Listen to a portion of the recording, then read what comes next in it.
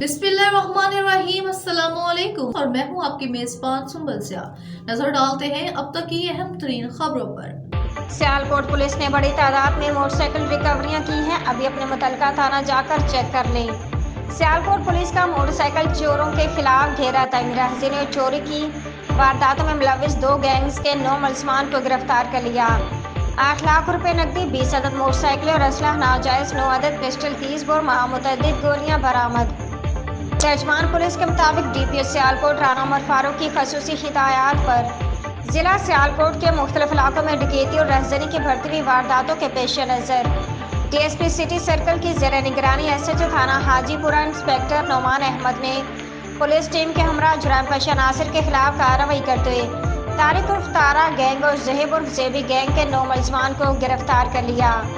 मुलजमान असलह के जोर पर लोगों से नकदी वगैरह छीनते थे और मुलजमान के पास मास्टर की होती थी, जिससे गलियों और मेन शहरों, होटल वगैरह पर खड़ी मोटरसाइकिल होंडा 125 CT 70 को बजरिया मास्टर की से अनलॉक करके चोरी कर लेते थे।